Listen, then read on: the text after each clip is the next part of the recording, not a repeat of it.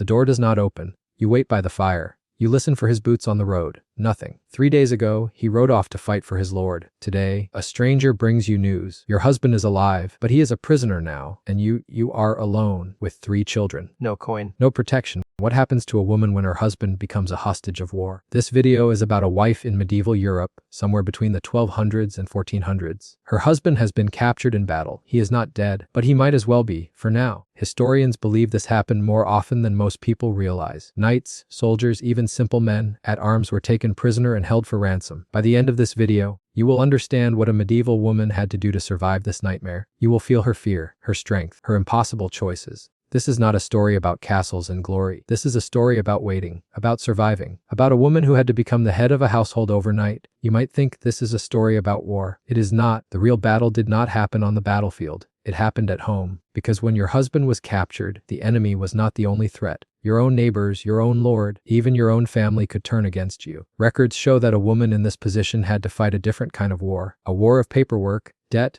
and desperate choices. And it started the moment the messenger left your door. A woman's whole world could collapse in one sentence. Your husband is captured. That is all it took. No details, no comfort, just those words. In medieval warfare, capturing a knight or a soldier was not the end of the story. It was the beginning of a business deal. The enemy did not want to kill him. They wanted money. Your husband was now worth more alive than dead. He had become a prize, a bargaining chip, a debt waiting to be paid. You stand in your doorway. Your children tug at your skirt asking where Papa is. You have no answer. You do not know if he is hurt. You do not know if he is being fed. You do not know if you will ever see him again. All you know is one thing. Somebody, somewhere, wants payment for his life, and that payment is about to become your problem. Ransom was not a small favor. It was often a fortune. A knight's ransom could cost more than a family earned in 10 years, sometimes 20 years. For lesser soldiers, it was still enough to break a household. The captors did not care about your grief. They cared about gold, silver, land, or valuable goods. If you could not pay, your husband could stay locked away for months, sometimes years. Some men never came home at all. You sit at your table, counting coins by candlelight. You count them again and again. No matter how many times you count, it is never enough. You look around your home. What can you sell? The cow, the good blanket, your mother's ring. Every object suddenly has a price tag, and every price tag is a piece of your life you must give away. But selling your belongings was only the first sacrifice. A harder one was already waiting. With your husband gone, someone had to keep the farm alive. That someone was you. Historians believe medieval women were far more capable than old stories give them credit for. When a husband was captured or killed, his wife often stepped straight into his role. She managed the fields, she managed the animals, she managed the workers, if there were any. Society did not always respect a woman doing a man's job. Some neighbors whispered, some tried to take advantage.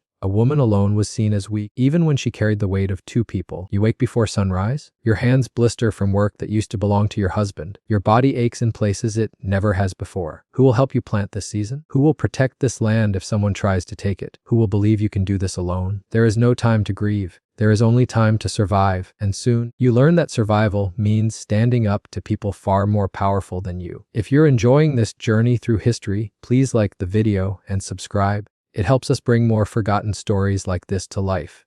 Many women did not realize their husband's capture came with hidden debts. Some men had borrowed money before they left for war. Some owed dues to their lord. Some had unpaid promises to other families.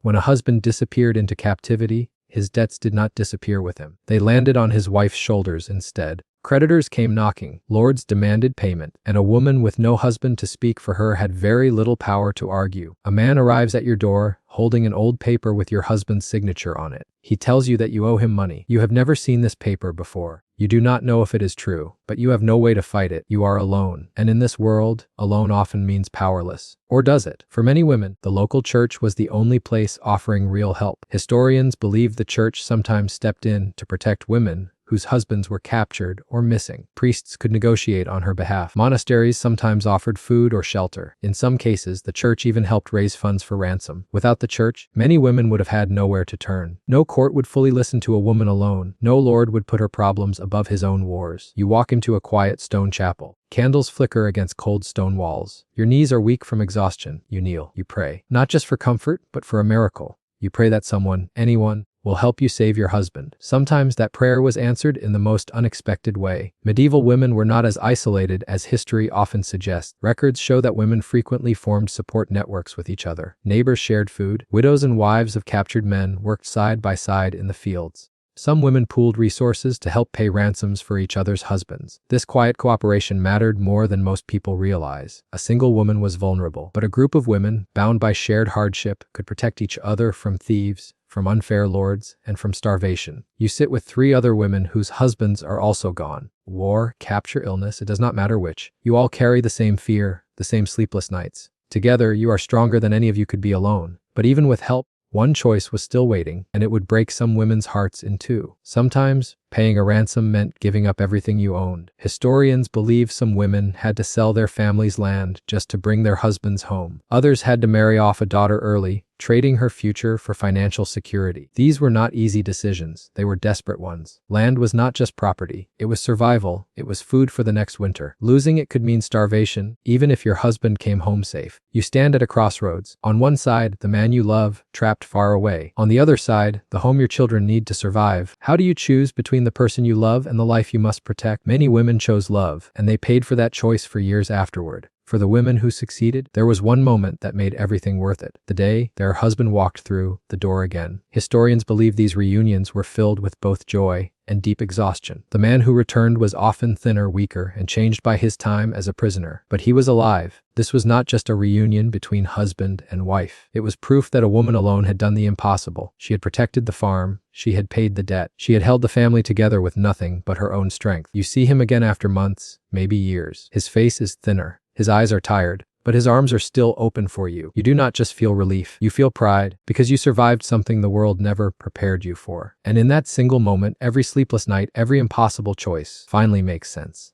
The door opens. This time, it is not silence that greets you, it is him. You do not see a soldier. You do not see a prisoner. You see the man you have been fighting for every single day he was gone. Your hands remember how to hold him again. Your heart remembers how to breathe. Behind you, the fields you plowed alone, the debts you paid with your own 2 hands, the nights you prayed when no one else could hear you. You were never just a wife waiting by the fire. You were the reason there was still a home to come back to. If this story touched you, please like this video and subscribe for more true stories of women's lives throughout history. We'd love to hear your thoughts, so leave a comment below. Thank you for watching.